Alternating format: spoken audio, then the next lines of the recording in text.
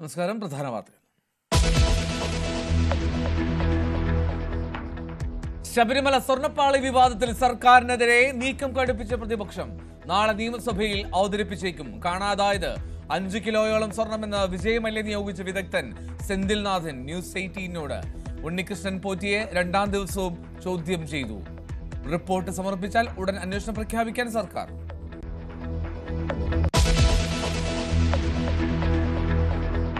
Kasaragod Kumbla government higher secondary സ്കൂളിലെ കലോത്സവ വിവാദത്തിൽ ഇടപെട്ട് വിദ്യാഭ്യാസ വകുപ്പ്.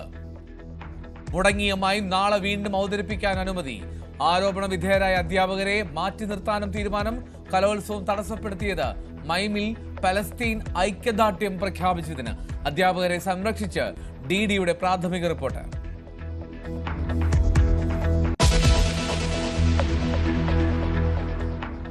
ഓണം ബമ്പറടിച്ച ഭാഗ്യശാലി കാണാമറയത്ത് തുടരും. മാധ്യമങ്ങൾക്ക് മുന്നിൽ വരാൻ താല്പര്യമില്ലെന്ന് ലോട്ടറി അടിച്ച നെട്ടൂർ സ്വദേശിനി. സമ്മാനം കിട്ടിയെങ്കിൽ ബാങ്കിനെ സമീപിച്ചോളാമെന്ന് പറഞ്ഞെന്ന് ഏജന്റ് ലതീഷ്.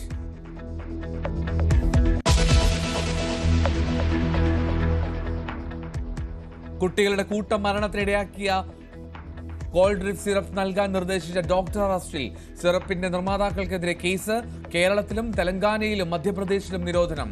സിറപ്പ് കഴിച്ച് രാജസ്ഥാനിലും മധ്യപ്രദേശിലും ഇതുവരെ മരിച്ചത് 18 കുഞ്ഞുങ്ങൾ.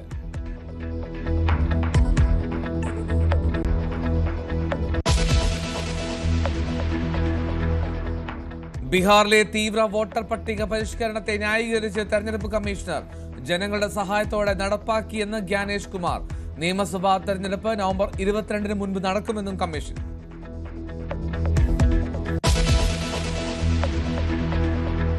ഗാസ സമാധാന കരാറിൽ ഈജിപ്തിൽ ചർച്ചകൾ തുടങ്ങി. ബന്ദിമോചനം ഏതു തരത്തിൽ നടത്തണമെന്നതിൽ പ്രധാന ചർച്ച. കരാർ പൂർണ്ണമായി അംഗീകരിക്കാൻ ഹമാസിന് അനുവദിച്ച സമയപരിധി തീരാൻ ഇനി മണിക്കൂറുകൾ മാത്രം.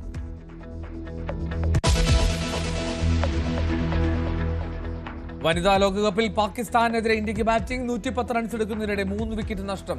ഹസ്തദാനത്തിന് തയ്യാറാകാതെ ടീം ക്യാപ്റ്റന്മാർ.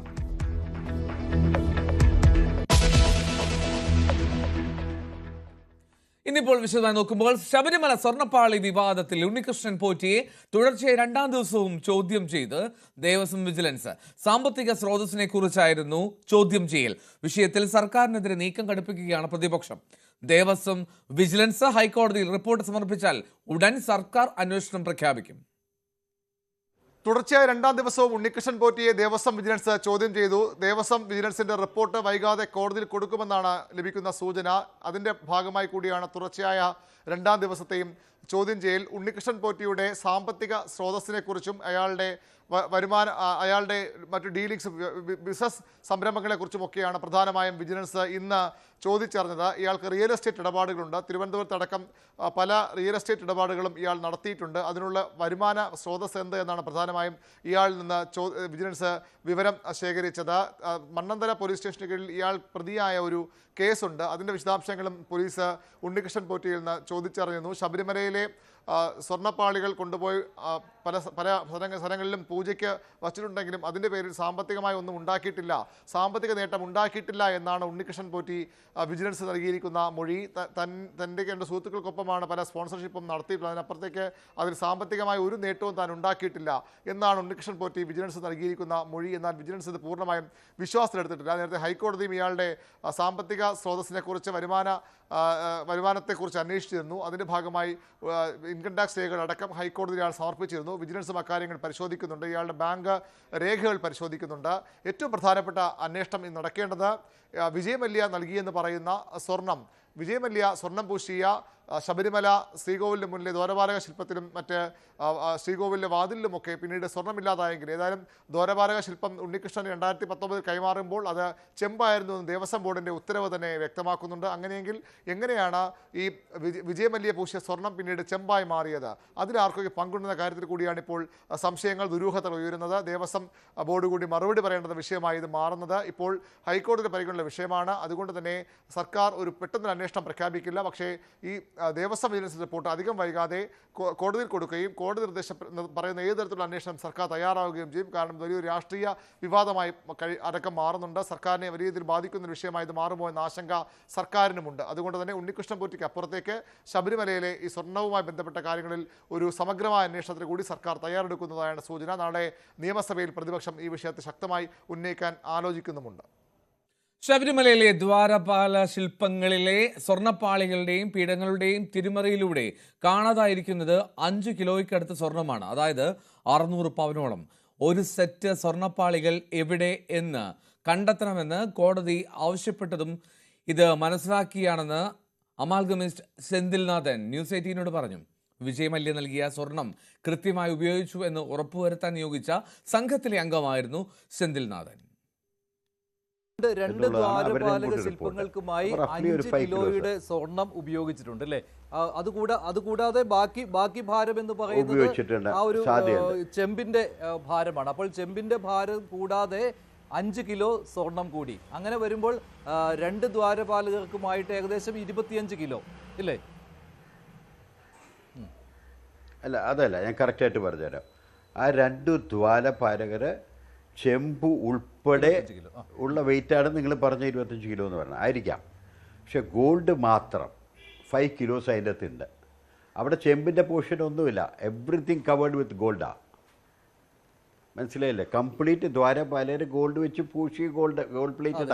അതായത് ചെമ്പ് സ്വർണ്ണപ്പാളികളായിട്ട് ഏകദേശം 14 രണ്ടും കൂടെ സ്വർണ്ണപ്പാളികൾ അതിൽ ലയിപ്പിച്ചിരിക്കുന്ന ഒരു പ്രോസസ്സാണ്. Thiruvithamkoor Devaswom board president PS പ്രശാന്തിനെ കോട്ട് ചെയ്തുകൊണ്ടാണ് ഞാൻ പറയുന്നത് 407 ഗ്രാം, അതായത് 397 ഗ്രാം ആയിരുന്നു 2019 കൊണ്ടുവന്ന സമയത്ത്. ഇപ്പോൾ കഴിഞ്ഞ മാസം അത് ഒന്നുകൂടി അറ്റകുറ്റപ്പണി ചെയ്യാൻ വേണ്ടി കൊണ്ടുപോയപ്പോൾ ഒരു 10 ഗ്രാം സ്വർണം കൂടി കൂടുതലിട്ടു, സ്വർണം പൂശി. അങ്ങനെ വന്നപ്പോൾ 407 ഗ്രാം എവിടെ കിടക്കുന്നു? 5 കിലോ എവിടെ കിടക്കുന്നു? അതെ, ഞാനും അത് കേട്ടായിരുന്നു. പക്ഷേ ഇതിൽ സംശയം തോന്നുന്നത് എന്താ പറയുക, ഒരു ന്യൂട്രൽ പേഴ്സണായിട്ട് വിദഗ്ധൻ എന്നുള്ളത് മാറ്റി വയ്ക്കുക, ഒരു ഭക്തൻ എന്നുള്ള രീതിയിൽ കൂടി ഒരു തേർഡ് പേഴ്സൺ കൂടി നമുക്കൊരു വ്യൂ പോയിൻ്റ് ഉണ്ടല്ലോ. ആ വ്യൂ പോയിന്റിൽ ഇത് അറിയാവുന്ന ഒരു സത്യം കൂടി ആയതുകൊണ്ട് ചോദിക്കാൻ പറ്റുന്നൊരു ചോദ്യമാണ്. ഒന്നില്ലെങ്കിൽ പുതിയ സ്ട്രക്ചർ, അതായത് ആസ് എ ഹോൾ ഈ ദ്വാരപാലരെ പുതിയത് ഉണ്ടാക്കി ആ ചെമ്പ് കൊടുത്ത് വിട്ട് കാണണം, അല്ലെങ്കിൽ അങ്ങനെ ചെയ്യാൻ പറഞ്ഞ ഉത്തരവിട്ട് കാണണം.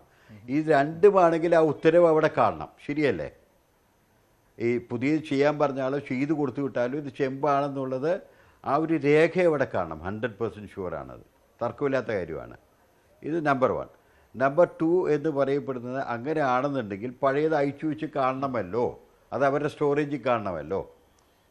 അപ്പോൾ അത് കണ്ടുപിടിക്കണം. ഇന്നത്തെ കോടതിയുടെ ഒരു വിധിപ്പറിപ്പിൽ കണ്ടായിരുന്നു, അത് വിജിലൻസ് ഓഫീസറുണ്ടോ അന്വേഷിച്ചപ്പോഴേക്കും അതവിടെ ഉണ്ടായിരുന്നില്ലെന്നോ രണ്ടാമത് ഒരു സെറ്റ് ദ്വാരപാലക ശില്പങ്ങൾ കൂടി ഉണ്ടല്ലോ, അതെവിടെയാണ്? അത് ഈ ആഭരണങ്ങളെ കുറിച്ചാണ് കോടതി ചോദിക്കുന്നത്. അത് ഇതുവരെ കണ്ടെത്താൻ കഴിയില്ല. താങ്കൾ കൃത്യമായിട്ട് സംശയിക്കുന്നത് അങ്ങനെ ഒരു പുതിയ ചെമ്പുപാളി ഉണ്ടാക്കി അതിൽ 2019 സ്വർണം പൂശി കൊണ്ടുവന്നു. അപ്പോൾ വിജയ് മല്യ, ഇപ്പോൾ താങ്കൾ നേരത്തെ പ്രതിപാദിച്ച ആ 5 കിലോ സ്വർണം ആവരണം ചെയ്ത ആ 2 പാളികളും അതെവിടെയോ മാറ്റി വെച്ചിട്ടുണ്ട്. അല്ലെങ്കിൽ മറ്റൊരു കാര്യം കൂടി സംഭവിക്കാം, കാണണമല്ലോ. അത് അവരുടെ സ്റ്റേറ്റ്മെന്റ് ആണ്, നമ്മുടെ സ്റ്റേറ്റ്മെന്റ് അല്ല. കൊണ്ടുവരിക അവരുടെ സ്റ്റേറ്റ്മെന്റ് അല്ല, അവർ പറയുന്ന സ്റ്റേറ്റ്മെന്റാണ് നമ്മളിവിടെ പറയുന്നത്. ശരിയല്ലേ? അതായത് രണ്ടാമത്തെ സെറ്റ് ഉണ്ടാക്കിയെന്ന് പറയുമ്പോൾ നാച്ചുറലി ആദ്യത്തെ സെറ്റ് എവിടെ പോയെന്നുള്ള ചോദ്യം ഞാൻ ചോദിച്ചില്ലെങ്കിലും എത്ര പേര് ചോദിക്കാനുണ്ടായിട്ട് അതിൻ്റെ പുറയിലുണ്ടാവും. എല്ലാ ഭക്തന്മാരും ചോദിക്കില്ലേ? നിത്യം കണ്ടുകൊണ്ടിരിക്കുന്നവർ ചോദിക്കില്ലേ ഇതെവിടെ പോയെന്നുള്ളത്? അങ്ങനെയാണെങ്കിൽ പ്രശ്നമില്ല. അതെ, ഉണ്ടെങ്കിൽ അത് പറയണം, അത് രേഖപ്പെടുത്തണം. അത് ചോദിച്ചുകൊണ്ടാണ് ഇപ്പോൾ കോടതി ചോദിച്ചിരിക്കുന്നത്. ഇതേപോലെ അതും കൂടി കണ്ടെത്തണം, അതിൻ്റെ റിപ്പോർട്ട് തരണം. സ്വർണ്ണപ്പാളി വിവാദത്തിൽ സത്യസന്ധമായിട്ടുള്ള അന്വേഷണം നടക്കട്ടെ എന്ന് തിരുവിതാംകൂർ ദേവസ്വം ബോർഡ് മുൻ പ്രസിഡന്റ് A. പത്മകുമാർ 2019 നവീകരണത്തിന് നൽകിയത് സ്വർണം പൂശിയ ചെമ്പുപാളിയാകാമെന്നും പത്മകുമാർ പറഞ്ഞു. ശബരിമലയുമായി ബന്ധപ്പെട്ട് താൻ മോശം കാര്യമൊന്നും ചെയ്തിട്ടില്ല. താൻ ചുമതലക്കാരനായിരിക്കവേ ശബരിമലയിൽ നിന്നും ഒരു തരി പൊന്നു പോലും പോയിട്ടില്ല. എല്ലാ കാര്യങ്ങളും അന്വേഷിക്കണമെന്നും മഹസർ ഉൾപ്പെടെയുള്ള കാര്യങ്ങൾ പരിശോധിക്കണമെന്നും A. പത്മകുമാർ പറഞ്ഞു. അല്ല, ഇതിനകത്തിപ്പോൾ അന്വേഷണം നടക്കട്ടെ. സത്യസന്ധമായിട്ടുള്ള അന്വേഷണം ഇക്കാര്യത്തിൽ നടക്കണമെന്നാണ് എൻ്റെ വ്യക്തമായിട്ടുള്ള അഭിപ്രായം. ഞാൻ നേരത്തെ തന്നെ പറഞ്ഞതാണ്. ഇതിൽ ഇപ്പോൾ എന്നെ സംബന്ധിച്ച് പറയുമ്പോൾ ഞാൻ 2 വർഷം പ്രസിഡൻ്റായിരുന്ന സമയത്താണ് സ്ത്രീ പ്രവേശന പ്രശ്നം, അതുപോലെ തന്നെ കോവിഡ് തുടങ്ങിയിട്ടുള്ള നിരവധിയായിട്ടുള്ള പ്രശ്നങ്ങൾ, അതിനിടയ്ക്കാണല്ലോ ഈ സംഭവങ്ങളൊക്കെ ഉണ്ടായിട്ടുള്ളത്. അപ്പോൾ അതുകൊണ്ട് ഇത്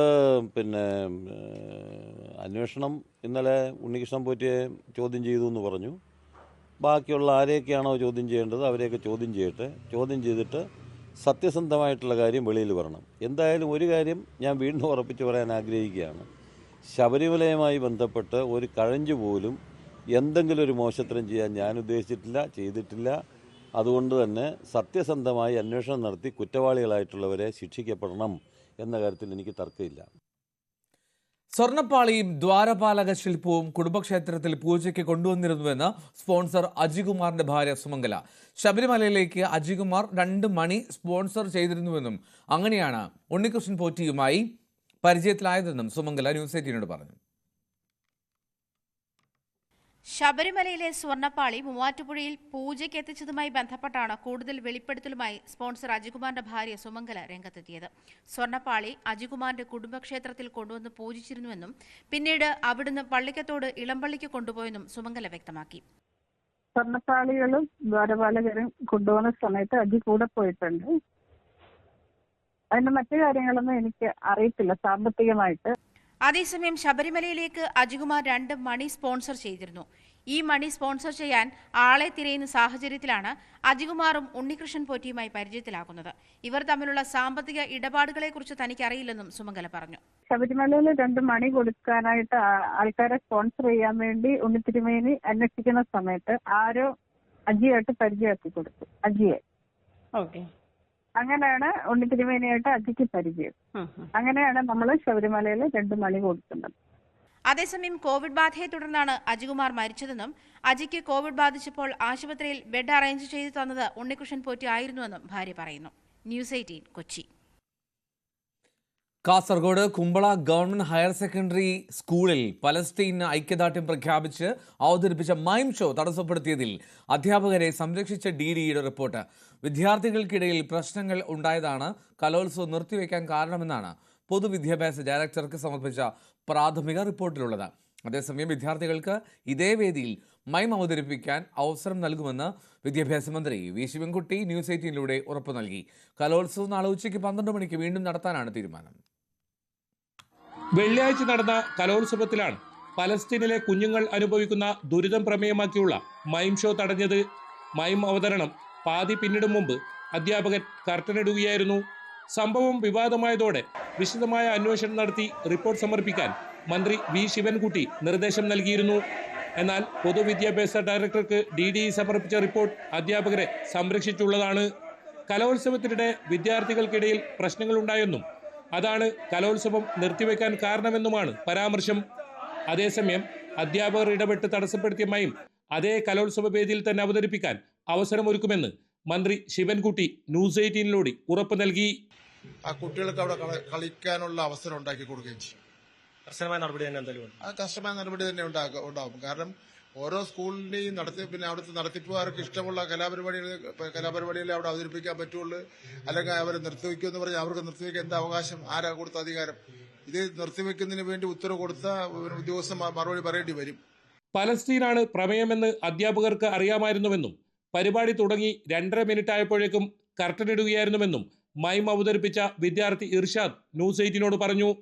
നാളെ ഇതേ വേദിയിൽ മത്സരം നടത്താൻ അവസരമൊരുക്കിയതിൽ അതിയായ സന്തോഷമുണ്ടെന്നും ഇർഷാദ് ന്യൂസ് 18 അത് നമ്മളെല്ലാരും കൂടി പ്രതിഷേധിച്ച് പറഞ്ഞതാണ് നമുക്ക് അതിനൊരു അവസരം കൂടി തരണം. ഇന്നലെ അവര് തന്ന അവസരമല്ല, നമുക്ക് പ്രിപ്പയർഡ് ആയിട്ട് ചെയ്യാൻ ഒരു അവസരം കൂടെ തരണം എന്ന് ആവശ്യപ്പെട്ടു. അതെ അതെ, അവര് അതിന് സമ്മതിച്ചു. അങ്ങനെ നല്ല രീതിയിൽ ഇതായി. മൈം തടസ്സപ്പെട്ടതിനെ തുടർന്നുള്ള പ്രതിഷേധത്തിൽ കലോത്സവത്തിന്റെ ആദ്യ ദിവസം ബഹളത്തിലും ലാത്തിച്ചാർജിലും കലാശിച്ചിരുന്നു.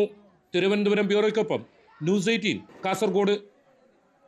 കാസർഗോഡ് കുമ്പള സ്കൂളിൽ മൈം തടഞ്ഞ അധ്യാപകനെ ക്രൂശിക്കാമെന്ന് വി ശിവൻകുട്ടി വിചാരിക്കേണ്ടെന്ന് BJP സംസ്ഥാന ജനറൽ സെക്രട്ടറി ശോഭാ സുരേന്ദ്രൻ. ഇന്ത്യയുടെ വിദേശ നയം രാജ്യ താൽപര്യമനുസരിച്ചാണെന്നും അതിനെ ചോദ്യം ചെയ്യാൻ ഒരു വിദ്യാഭ്യാസ മന്ത്രിക്കും അധികാരമില്ലെന്നും ശോഭാ സുരേന്ദ്രൻ പറഞ്ഞു. നമ്മുടെ രാജ്യത്തിന്റെ പ്രധാനമന്ത്രിയും വകുപ്പ് മന്ത്രിമാരും വിദേശ നയം രൂപീകരിക്കുന്നത് നമ്മുടെ രാജ്യത്തിന്റെ താല്പര്യത്തിനനുസൃതമായിട്ടാണ്.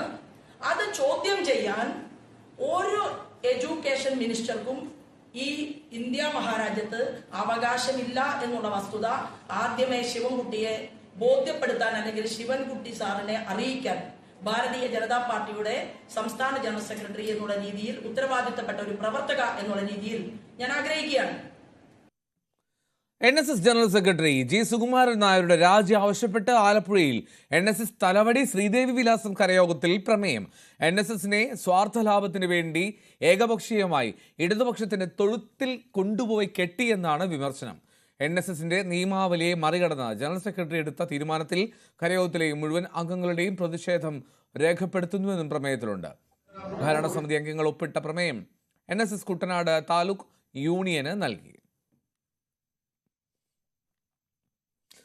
25 കോടിയുടെ ഓണം ബമ്പർ അടിച്ച ഭാഗ്യശാലി അജ്ഞാതയായി തുടരും. എറണാകുളം നെട്ടൂർ സ്വദേശിനിയായിട്ടുള്ള സ്ത്രീയാണ് അഭാഗ്യശാലി. മാധ്യമങ്ങൾക്ക് മുന്നിൽ വരാനോ പേര് പരസ്യപ്പെടുത്താനോ ആഗ്രഹിക്കുന്നില്ല. സമ്മാനാർഹമായിട്ടുണ്ടെങ്കിൽ ബാങ്കിനെ സമീപിച്ചോളാമെന്നാണ് ഏജന്റ് ലതീഷിന് ലഭിച്ച മറുപടി. അവര് ഒരു സാധാരണ സ്ത്രീയാണ്. അവർ നെട്ടൂര് തന്നെയുണ്ട്. അവർ മോളുടെ വീട്ടിലൊന്നുമില്ല. അവരിവിടെ തന്നെയുണ്ട്. അവര് അടിച്ചിട്ടില്ലെന്നാണ് ഇപ്പൊ തീർത്തു പറയുന്നത് അവര്. പക്ഷെ അവർക്കായിരിക്കാം അന്ന് അവർ പേടിച്ചിരിക്കുന്നത്. നിങ്ങൾ ഇവിടെ കൂടുന്ന ഈ കാഴ്ചപ്പാടൊക്കെ അവര് കണ്ട അവർക്ക് നാട്ടിൽ നിന്ന് തന്നെ മക്കളെ ഏതായാലും അവര് വരുന്നില്ല. അവര് നാളെ മറ്റന്നാളെ ബാങ്കിൽ പ്രസന്റ് ചെയ്യുമ്പോൾ നിങ്ങൾക്ക് അറിയാൻ പറ്റും അവര് ആണെന്നുള്ള കാര്യം. അതിൽ കൂടുതൽ എനിക്കൊന്നും പറയാനില്ല. ഞാൻ വിറ്റ ടിക്കറ്റാണ് അവരെടുത്തത്. ഞാൻ കണ്ടിട്ടുമില്ല എന്റെ കടയിൽ നിന്ന്. പക്ഷെ എന്നോട് അവരുടെ ഇവരുടെ ഒരു ടിക്കറ്റ് കാണിച്ചിട്ടുണ്ട്, കൊണ്ടേ കാണിച്ച. അപ്പൊ പുള്ളിയാണ് ഇത് പറഞ്ഞത് അടിച്ചിട്ടുണ്ടെന്നുള്ളത്. കോടിപതിയെക്കുറിച്ചുള്ള അഭ്യൂഹങ്ങൾ ഇപ്പോഴും തുടരുകയാണ്. കാരണം ഈ ഓണം ബമ്പർ നേടിയ ആൾ 12 മണിയോടുകൂടി മാധ്യമങ്ങൾക്ക് മുന്നിലെത്തും. അങ്ങനെയൊരു വിശദീകരണം നേരത്തെ ഏജന്റ് നൽകിയിരുന്നു. പക്ഷേ അതുണ്ടാകുന്നില്ല. കാരണം അതിൽ പിന്നീട് അവരുമായി ബന്ധപ്പെട്ടപ്പോൾ ഇപ്പോൾ കരുതുന്നത് നെട്ടൂർ സ്വദേശിയായ ഒരു സ്ത്രീക്കാണ് ഈ ലോട്ടറി അടിച്ചിരിക്കുന്നതെന്നാണ് കരുതുന്നത്. അവരുമായി ബന്ധപ്പെട്ടപ്പോൾ അവർ പറയുന്നത് തനിക്ക് ലോട്ടറി അടിച്ചതായിട്ട് അത് അവകാശപ്പെടുന്നില്ല. അങ്ങനെ എന്തെങ്കിലും ഉണ്ടെങ്കിൽ തന്നെയും അത് തങ്ങൾ ബാങ്കിനെ അറിയിച്ചോളാമെന്നെല്ലാമാണ് പറയുന്നത്. ഏതായാലും ഇവിടുത്തെ ഒരു തിരക്ക് കാര്യങ്ങളെല്ലാം തന്നെ ഇപ്പോഴും അതിൽ നിന്ന് ഒഴിഞ്ഞു മാറിയിട്ടില്ല. ഈ പരിസരത്തും എല്ലാം തന്നെ ആ തിരക്ക് തുടരുന്നുണ്ട്. കഴിഞ്ഞ ദിവസങ്ങളിലായിരുന്നു ഏത് സമയവും നെട്ടൂർ സ്വദേശിയായ ഒരാൾക്ക് ലോട്ടറി അടിച്ചു. ഏത് സമയവും അത് കടയിലേക്ക് അയാൾ വന്നേക്കാം എന്നതെല്ലാം തന്നെ ഏജന്റിനെ അറിയിക്കുകയും എല്ലാം തന്നെ ചെയ്തു. ഇന്ന് രാവിലേക്ക് എത്തുമ്പോൾ അത് ഉച്ചയോടുകൂടി അവർ തങ്ങൾക്ക് മുന്നിലേക്ക് വന്നേക്കും എന്നതെല്ലാം തന്നെ പറഞ്ഞു. പക്ഷെ അതുണ്ടായില്ല. പിന്നീട് വന്നൊരു വിശദീകരണമാണ് ഈ ലോട്ടറി നേടിയെന്ന് പറയുന്നയാൾ അവർ ഒരു സ്ത്രീയാണെന്ന് ഒരു കൺഫർമേഷൻ വരുന്നുണ്ട്. ഒപ്പം തന്നെ അവരുമായിട്ട് സംസാരിച്ചപ്പോൾ, അദ്ദേഹത്തിന്റെ സുഹൃത്ത് അവരുമായി സംസാരിച്ചപ്പോൾ വിശദീകരിക്കുന്നത് താൻ ഇവിടേക്ക് വരാൻ ഉദ്ദേശിക്കുന്നില്ല. പ്രത്യേകിച്ച് ലോട്ടറി അടിച്ചിട്ടുണ്ടോ എന്നുള്ള കാര്യം കൂടി അവർ ഇപ്പോൾ ഈ ഘട്ടത്തിൽ നിഷേധിക്കുന്നു. അങ്ങനെ എന്തെങ്കിലും ഉണ്ടെങ്കിൽ തന്നെ തങ്ങൾ അത് ബാങ്കിലേക്ക് അത് നൽകിക്കൊള്ളാമെന്ന് പറയുന്നു. എന്നാൽ ഏജന്റിന് ഏതാണ്ട് ഉറപ്പാണ് ഇവർക്ക് തന്നെയാണ് ലോട്ടറി അടിച്ചിട്ടുള്ളത് എന്നത് കാര്യം അദ്ദേഹം സ്ഥിരീകരിക്കുന്നുണ്ട്. സംശയമുണ്ടായിരുന്നു എങ്കിലും ഒരു സ്വകാര്യതയെക്കുറിച്ച് ഇനി അവരുടെ കാര്യങ്ങൾ കൂടി അത് പറയുന്നില്ല എന്ന് അദ്ദേഹം വ്യക്തമാക്കുകയും ചെയ്തിട്ടുണ്ട്. ഏതായാലും തൽക്കാലം കേരള ഓണം ബമ്പർ 25 കോടി നേടിയ ആൾ ഭാഗ്യവാനോ ഭാഗ്യവതിയോ തൽക്കാലം മാധ്യമങ്ങൾക്ക് മുന്നിലേക്കില്ല, പൊതുസമൂഹത്തിന് മുന്നിലേക്കില്ല. തൽക്കാലം അവരുടെ സ്വകാര്യതയെ മാനിച്ചുകൊണ്ട് തന്നെ അവർ അതിന്റെ ഒരു തുടർ നടപടികൾ എന്ന രീതിയിൽ ബാങ്കുമായി ബന്ധപ്പെട്ടുകൊണ്ട് മുന്നോട്ട് പോകുമെന്നാണ് അറിയിച്ചിരിക്കുന്നത്. ക്യാമറമാൻ മനോജിനൊപ്പം ജാനിപ്പോൾ, ന്യൂസ് 18 കൊച്ചി.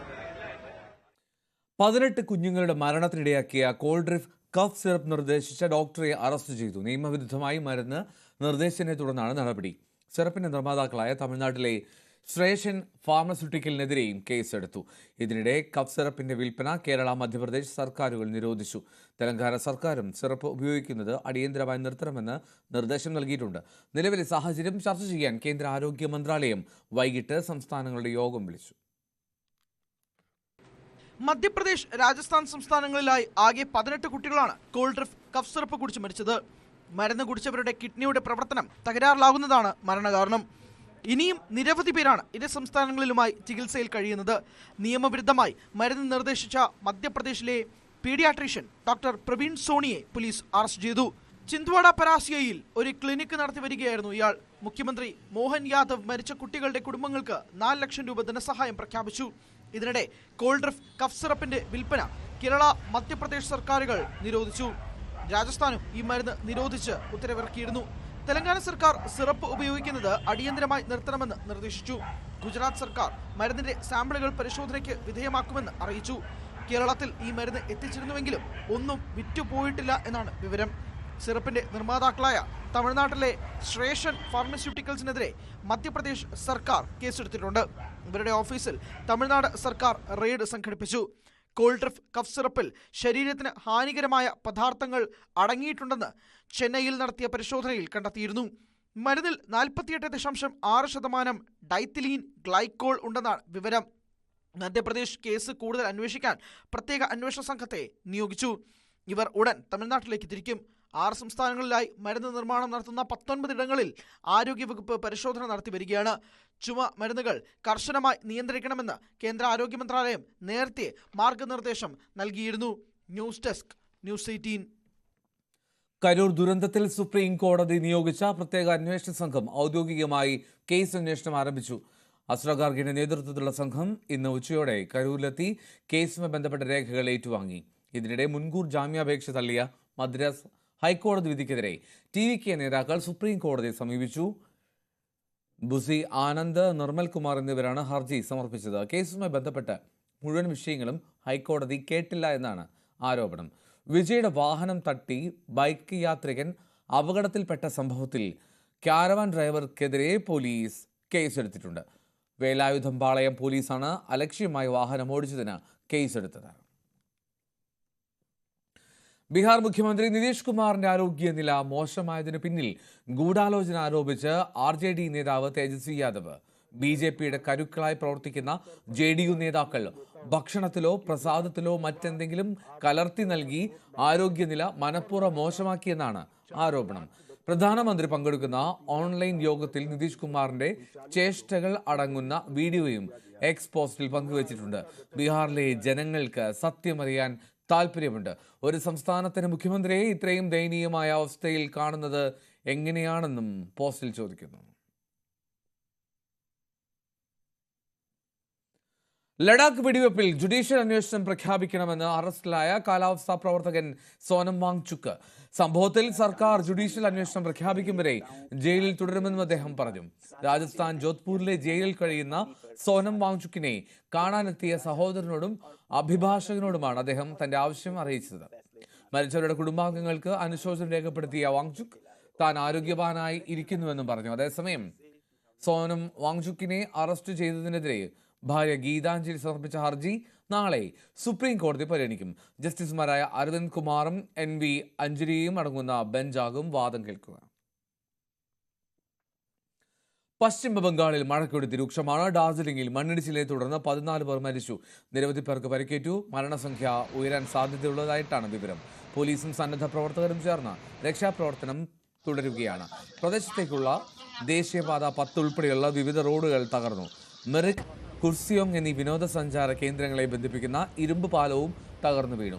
ഡാർജിലിംഗ്, ജൽപൈഗുരി, കലിംപോങ്, കൂച്ച് ബെഹാർ എന്നിവിടങ്ങളിൽ കാലാവസ്ഥാ വകുപ്പ് ഓറഞ്ച് അലർട്ടാണ് പ്രഖ്യാപിച്ചിരിക്കുന്നത്. സിക്കിമിലെ എല്ലാ ജില്ലകളിലും റെഡ് അലർട്ടുണ്ട്. കനത്ത മഴയെ തുടർന്ന് ഭൂട്ടാനിലും ജാഗ്രതാ നിർദ്ദേശം നൽകിയിട്ടുണ്ട്.